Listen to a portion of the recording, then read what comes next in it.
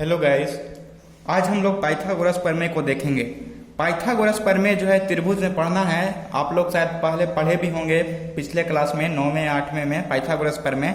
Pythagoras प्रमेय जो होता है कर्ण का स्क्वायर इक्वल टू लंब का स्क्वायर प्लस आधार का स्क्वायर होता है।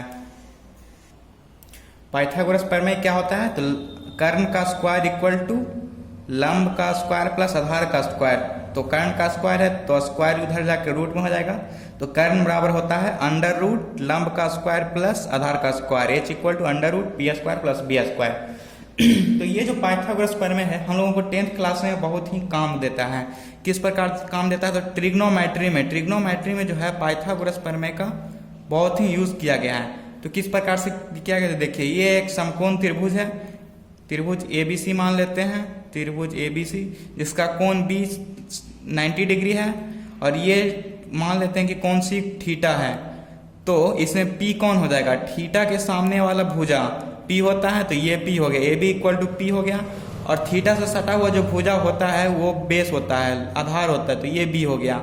और ये जो होता है लंबा वाला ये कर्ण होता है, तो ये H हो गया। ये हो गया लंब, ये हो गया आधार और ये हो गया कर्ण। तो पाइथागोरस प्रमेय क्या कहता है कि इसका स्क्वायर इक्वल टू इसका स्क्वायर प्लस इसका स्क्वायर, इसका स्क्वायर जो होगा इसका स्क्वायर इसके स्क्वायर के बराबर होगा। यानी कि कर्ण का स्क्वायर बराबर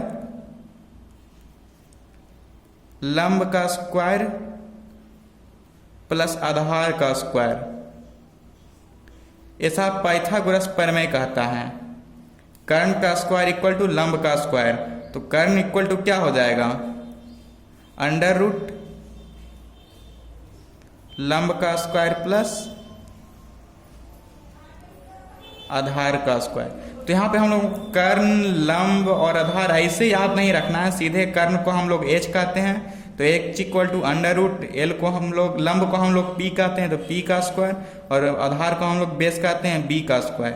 तो H equal to under root P का स्क्वायर प्लस B का स्क्वायर। अब उसी प्रकार से H यहाँ पे था H square equal to P square plus B square. आप लोगों को ये फार्मूला याद रखना है, H square equal to P square plus B square. इसी से हम लोग H equal to under root P square plus B square निकाल लेंगे। उसके बाद अगर हम लोगों को लंब निकालना है तो ये P स्क्वायर को हम लोग यहीं रहने देंगे और B को इधर ले आएंगे, तो H square minus B square हो जाएगा। ये हो गया फार्मूला, लंब का स्क्वायर इक्वल टू कर्ण का स्क्वायर माइनस आधार का स्क्वायर। तो P इक्वल टू क्या हो जाएगा? Under root H square minus B square.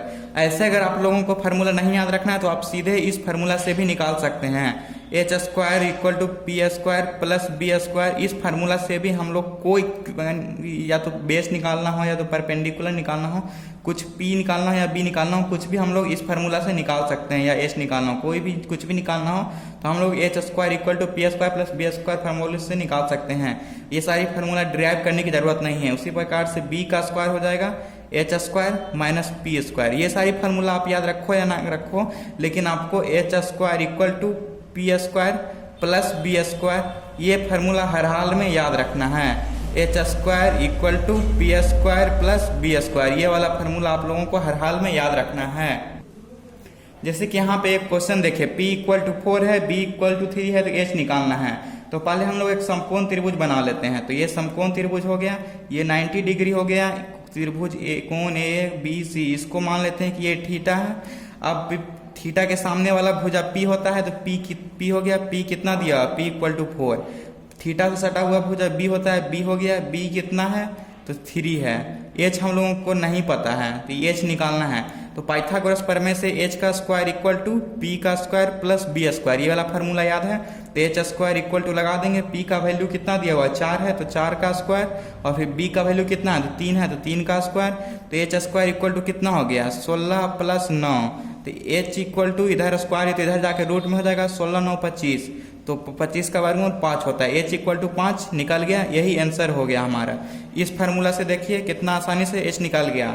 और उसके बाद फिर हम लोग दूसरा एक एग्जाम्पल लेते हैं। तो जैसे कि इसमें दिया हुआ है H इक्वल टू 10 दिया हुआ है, P इक्वल टू 8 दिया हुआ है, तो B निकालना है। तो फिर से हम लोग एक समकोण त्रिभुज बना लेते हैं।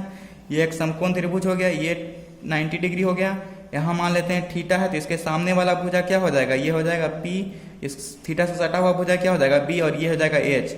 एच हम लोगों को इस पर दिया हुआ है 10 है, पी भी दिया हुआ है, पी 8 है, तो इस पर हम लोगों को बी निकालना है। फिर से हम लोग वही फार्मूला लगाते हैं, H square equal to P square plus B square. तो एच का वैल्यू कितना दिया हुआ है 10 दिया हुआ है, तो 10 का स्क्वायर करेंगे। फिर पी का वैल्यू कितना दिया हुआ 8 है, तो 8 का स्क्वायर करेंगे, प्लस फिर बी का कितना दिया है, बी हम लोगों को नहीं पता है, बी निकालना है, तो बी यहाँ देंगे बी का स्क्वायर, तो 10 का हो जाएगा 100, 8 का स्क्वायर 64 प्लस बी स्क्वायर। इधर 64 प्लस में इधर आके माइनस में हो जाएगा 100 minus 64 equal to B square. तो ये हो गया 36 इक्वल टू बी स्क्वायर। तो बी इक्वल टू क्या हो जाएगा √36, तो बी इक्वल टू कितना हो गया 6, तो बेस इक्वल टू 6 निकल गया इस फार्मूला से ही। H square plus B square वाले से ही फार्मूला से निकल गया, बी को भी निकल गया, एच भी निकल गया, और पी भी उसी तरह से। अगर पी नहीं मालूम है, बी दिया हुआ रहेगा, तो पी के जगह पे पी स्क्वायर लिखेंगे और बी का वैल्यू रखेंगे, फिर बी का स्क्वायर करेंगे, बी का वैल्यू इधर आके माइनस में हो जाएगा, सारा प्रोसेस उसी तरह से हो जाएगा, उसी तरह से पी निकल जाएगा। तो H square plus P square plus B square, यानी कि कर्ण का स्क्वायर प्लस लंब का स्क्वायर प्लस आधार का स्क्वायर, कर्ण का स्क्वायर बराबर लंब का स्क्वायर प्लस आधार का स्क्वायर। ये वाला फार्मूला हम लोग अगर याद रखते हैं तो आसानी से हम लोग कोई भी फार्मूला को डिराइव करके बना सकते हैं पाइथागोरस फार्मूला पे। तो ये आप लोग समझ गए कि पाइथागोरस फार्मूला का कितना हम लोगों को बहुत जरूरत होता है, और ट्रिग्नोमेट्री चैप्टर में तो खास करके इस फार्मूला को हमेशा याद रखना है, H square equal to P square plus B square. और हमने तो आप लोगों को पी, बी और एच कौन वाला होता है, कौन वाला साइड, वो भी हम लोग आप लोगों को बहुत अच्छे तरीके से बता दिया। तो मैं आशा करता हूँ कि आप लोगों को ये वीडियो बहुत ही अच्छा लगेगा, और आगे आप लोग इस वीडियो को शेयर कीजिए, सब्सक्राइब कीजिए चैनल को, और इसी तरह से हम आप लोगों को वीडियो देते रहेंगे। Thank you.